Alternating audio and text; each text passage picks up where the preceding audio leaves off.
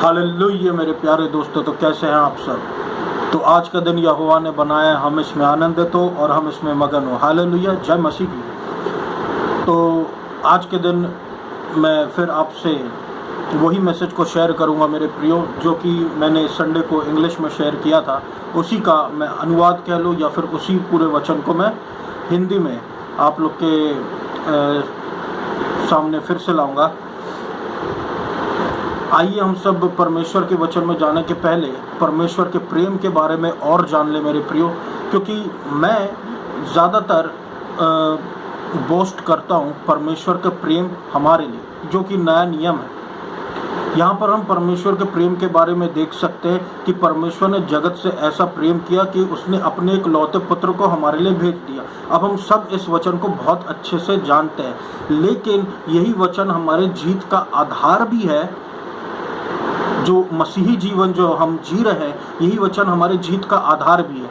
जब यीशु मसीह डूब का बपतिस्मा लेने गया मेरे प्रियो, तब परमेश्वर तब पवित्र आत्मा कबूतर के रूप में यीशु मसीह के ऊपर आकर ठहरा और परमेश्वर पिता ने यह कहा कि यह मेरा प्रिय पुत्र है और मैं इससे अति प्रसन्न हूँ।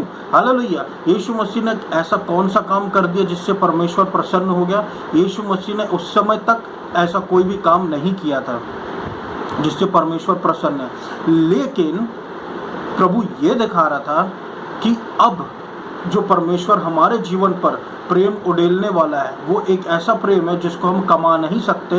वो प्रेम हमारे लिए मुफ्त में उपलब्ध है, क्योंकि यीशु मसीह के ऊपर जब परमेश्वर ने कहा कि यह मेरा प्रिय पुत्र है, इससे मैं अति प्रसन्न हूँ।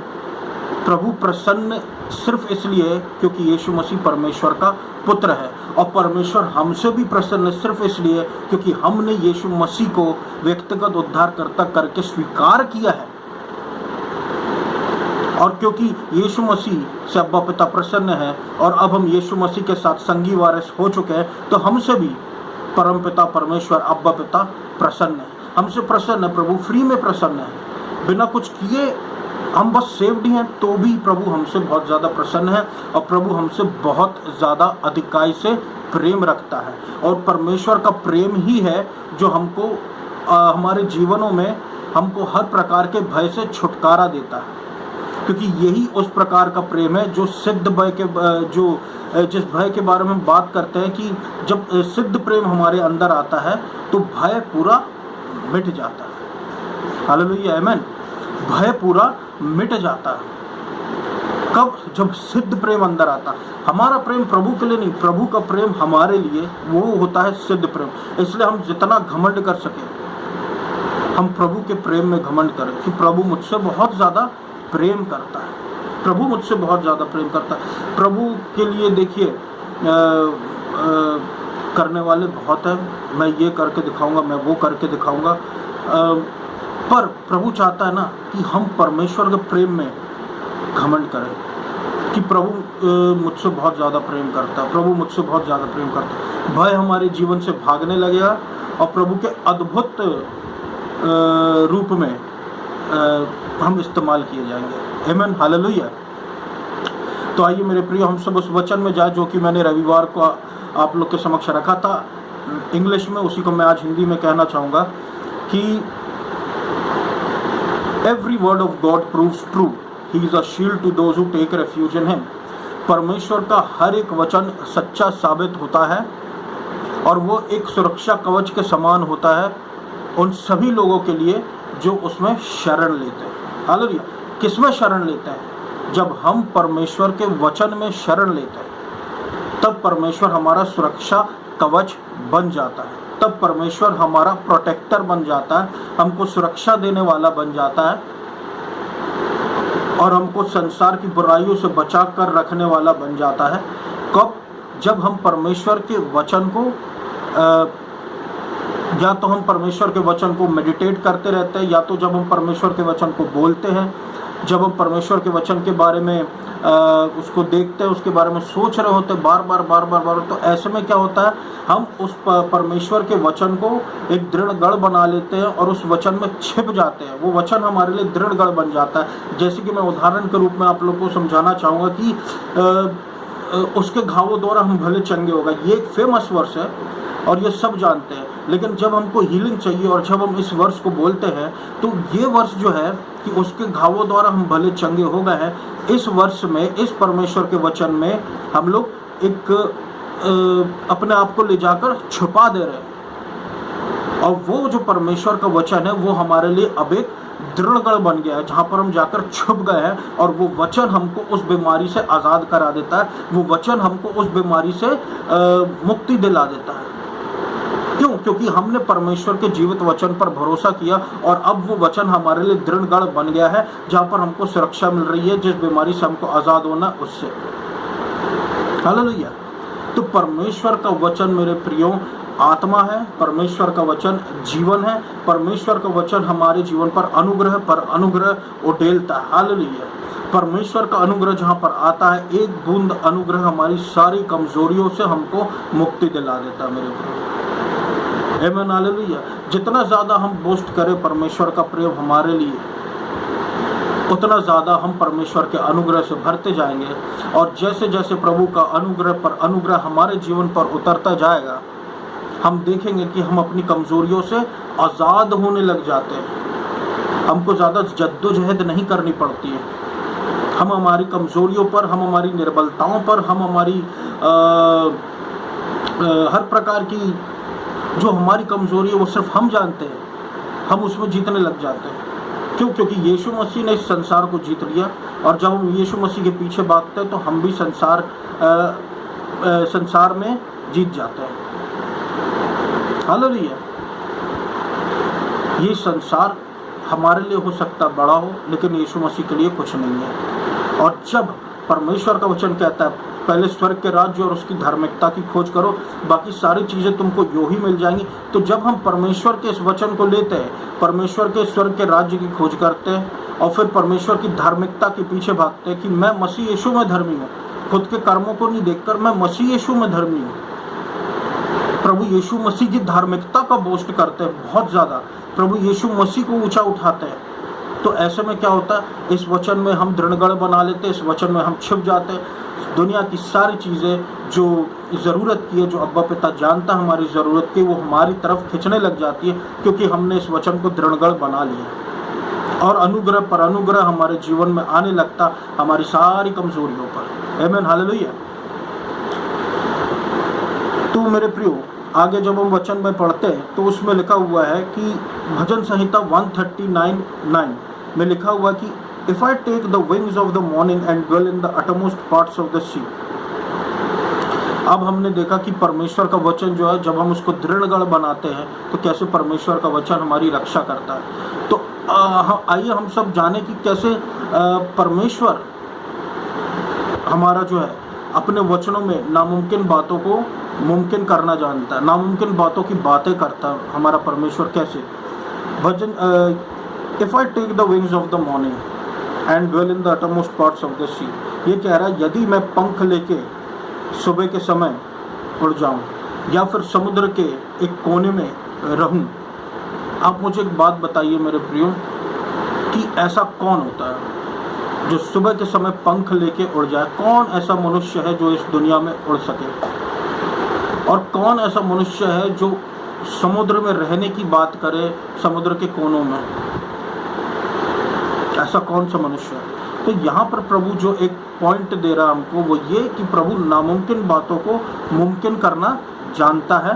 प्रभु नामुमकिन बातें यहाँ पर कर रहा है मेरे प्रियो। नामुमकिन बात, पंख लेके उड़ना नामुमकिन बात है, समुद्र के कोने में रहना नामुमकिन बात है। जैसे डॉक्टर्स होते हैं, कोई स्पेशलिटी वाले डॉक्टर्स होते हैं, कोई आँख का डॉक्टर होता है, कोई कान का डॉक्टर होता है, कोई कार्डियोलॉजिस्ट होता है जो हार्ट के लिए देखता है। तो ऐसे स्पेशलिटी वाले जो डॉक्टर्स होते हैं, एक जनरल डॉक्टर होता है। हमारा प्रभु की भी एक स्पेशलिटी है और उसकी स्पेशलिटी ये है कि वो नामुमकिन बातों को मुमकिन करना जानता है और वो इसमें इंटरेस्ट भी लेता है कि वो नामुमकिन बातों को मुमकिन करके हमको दिखाए, ताकि प्रभु यीशु मसीह के नाम की गवाही हो सके। हालेलुया। इसलिए तो कई बार आप देखते हैं कि मुर्दे जिंदा हो जाते हैं, लंगड़े चलने लग जाते हैं, अंधे देखने लग जाते हैं, कोढ़ी शुद्ध हो जाते हैं। बाइबल में जब हम पढ़ते हैं, आज के समय में भी प्रभु के बड़े बड़े चमत्कार हो रहे हैं। क्यों? प्रभु नामुमकिन बातों को मुमकिन कर रहा है। हालेलुया। ये प्रभु की स्पेशलिटी है मेरे प्रियो, विशेषता। ये प्रभु की विशेषता है और वो कभी नामुमकिन बातों को मुमकिन करने में चूकता नहीं। हालेलुया। यीशु मसीह के द्वारा भी परमेश्वर ने करके दिखाया। जब यीशु मसीह संसार में थे, हमारे द्वारा भी यीशु मसीह संसार में उस काम को कर रहा है।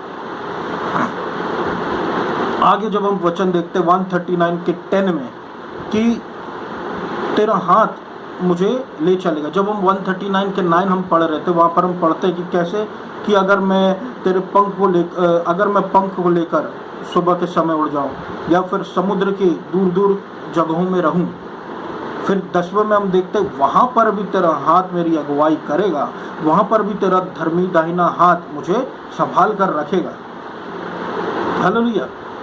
परमेश्वर का धर्मी दाहिना हाथ हमको नामुमकिन बातों में भी संभाल कर रखेगा। परमेश्वर का धर्मी दाहिना हाथ, परमेश्वर का धर्मी दाहिना हाथ पुराने समय में ये बताता है कि परमेश्वर अपने सामर्थ्य के काम अपने धर्मी दाहिने हाथ के द्वारा करता है।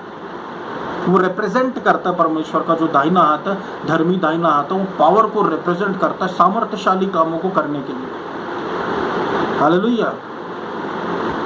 परमेश्वर का जो धर्मी दाहिना हाथ है, वो नए नियम में जब हम देखते हैं तो वो रिवील होकर सामने आया है यीशु मसीह के रूप में। हालेलुया। प्रभु का धर्मी दाहिना हाथ यीशु मसीह है और आज हम प्रभु के दाहिने हाथ यानी यीशु मसीह के दाहिने ओर बैठे हुए हैं, क्योंकि हम यीशु मसीह के साथ संगी वारिस हैं। जैसा यीशु मसीह है वैसा हम भी है, इसलिए यीशु मसीह अब धर्मी है और हम भी अब धर्मी हैं यीशु मसीह को स्वीकार करने के कारण। कौन है जो परमेश्वर के चुने हुए पर अब दोष लगा सकता है?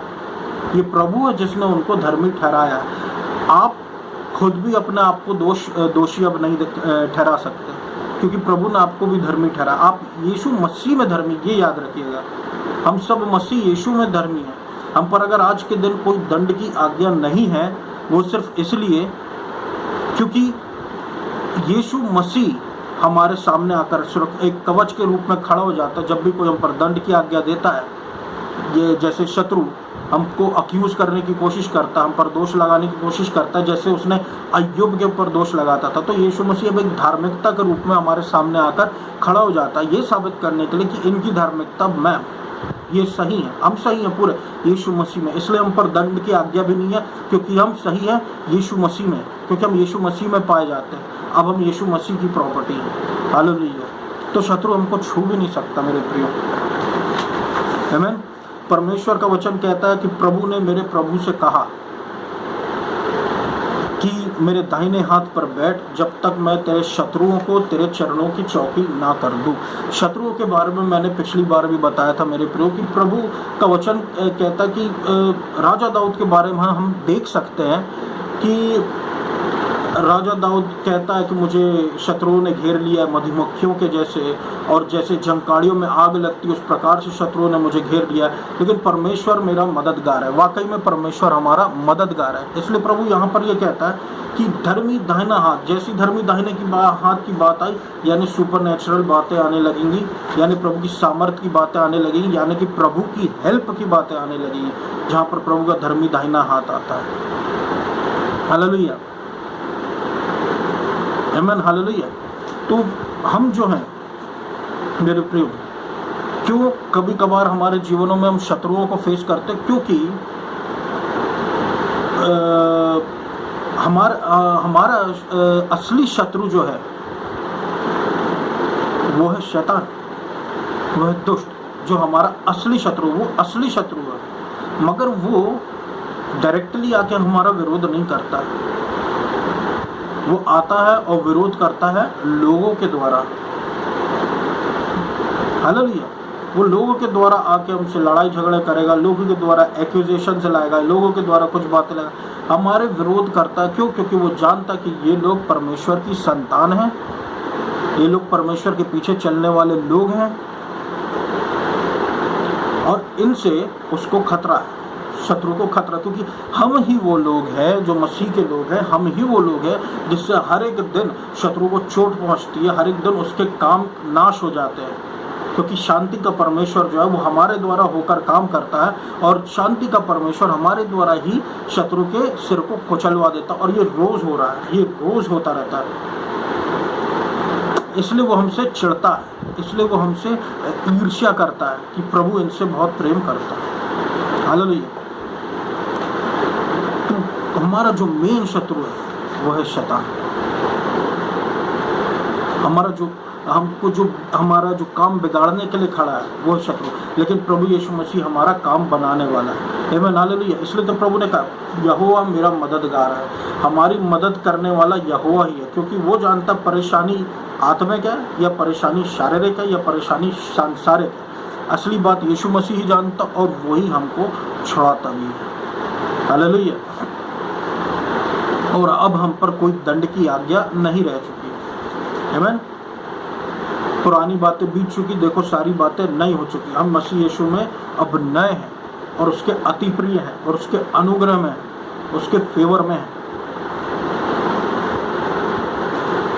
जब हम परमेश्वर के वचन को पढ़ते हैं मेरे प्रियो, तो हम वहाँ पर देख सकते हैं कि कैसे यीशु मसीह का बहुत से लोगों ने ठट्टा उड़ाया है, कैसे फरीसियों ने, सदूकियों ने, स्पेशली फरीसियों ने कैसे यीशु मसीह का बहुत ज़्यादा ठट्टा उड़ाया। क्यों उड़ाया? क्योंकि यीशु मसीह परमेश्वर का पुत्र जब इस संसार में आया, तो यीशु मसीह लोगों को चंगा कर रहा था, मुर्दों को जिंदा कर रहा था, कोढ़ी को शुद्ध कर रहा था, प्रचार कर रहा था। ऐसा प्रचार जो सामर्थ्य और अधिकार के साथ था, जो सामर्थ्य और अधिकार के साथ था। तो ऐसा तो किसी ने सुना नहीं था उस समय, और लोग चंगे हो रहे हैं, लोग दुष्ट आत्माओं से आज़ादी पा रहे हैं, और लोगों को छुटकारा मिल रहा है सालों साल पुरानी समस्याओं से। तो ऐसा तो किसी ने देखा ही नहीं था उस समय। तो इसलिए वो यीशु मसीह को नहीं समझते थे, और यीशु मसीह से ईर्ष्या भी करते थे। इसलिए यीशु मसीह को ठट्टों में उड़ाते थे। कारण उसका सिर्फ इतना था मेरे प्रियो, क्योंकि वो कुछ नया देख रहे थे। उसका एक मुख्य कारण है कि वो कुछ नया देख रहे थे। और आगे परमेश्वर का वचन कहता है, जब प्रभु कहता है ना, what no eye have seen and no ear has heard, जो ना आंखों ने देखा है, जो ना कानों ने सुना है, ऐसी बातें यीशु मसीह करके गया है, और ऐसी बातें यीशु मसीह आज हमारे द्वारा करता रहेगा, और हमारे पहले किया भी है। आमीन। इसलिए यीशु मसीह का उन लोगों ने ठट्टा उड़ाया। जो यीशु मसीह परमेश्वर का धर्मी दाहिना हाथ है, जो यीशु मसीह परमेश्वर का प्रेम का रूप हमारे सामने लेकर आया, वो यीशु मसीह का ठट्टा उड़ाने वाले कौन थे? ज्ञानी लोग, बुद्धिमानी लोग, अपनी समझ का सहारा लेने वाले लोग, ऐसे लोग जो अपने ही उद्धारकर्ता को ठुकरा देते थे। हालेलुया। उसकी इंसल्ट करते थे, क्योंकि यीशु मसीह कुछ नया करता था। तो यीशु मसीह कुछ नया करता था, है ना। अब मैं आपको और बताऊंगा यीशु मसीह की मुख्य बात जो है, कि हम सब जानते हैं पवित्रता के बारे में, हम सब जानते हैं धार्मिकता के बारे में, लेकिन अब हमको जानने की ज़रूरत है यीशु मसीह की पवित्रता के बारे में। अब हमको जानने की ज़रूरत है यीशु मसीह की धार्मिकता के बारे में, कि जब हमने यीशु मसीह को स्वीकार किया, तब हम महापवित्र हो गए,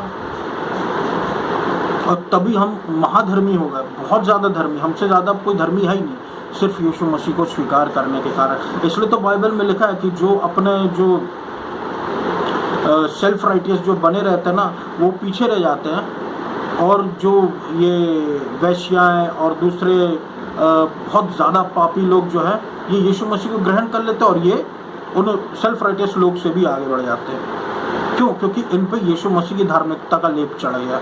अब ये धर्मी है यीशु मसीह में, अब इन पर कोई दंड की आज्ञा नहीं दे सकता, कोई सेल्फ राइटियस व्यक्ति भी नहीं। उनको भी यीशु मसीह को स्वीकार करना, तभी वो स्वर्ग जाएंगे, वरना बिना यीशु मसीह के कोई स्वर्ग नहीं जा सकता। आमीन, हालेलुया। और कोई मार्ग ही नहीं है। प्रभु कहता मार्ग, सत्य और जीवन में है ना। तो हमको यीशु मसीह की धार्मिकता को ढूंढना है मेरे प्रियो। परमेश्वर का वचन कहता है पहले स्वर्ग के राज्य और उसकी धार्मिकता की खोज करो, बाकी सारी चीज़ें तुमको यूं ही मिल जाएंगी। तो हमको यीशु मसीह की धार्मिकता की खोज करना है। शत्रु हमको हमारी धार्मिकता की खोज कराने में जुटा देता है।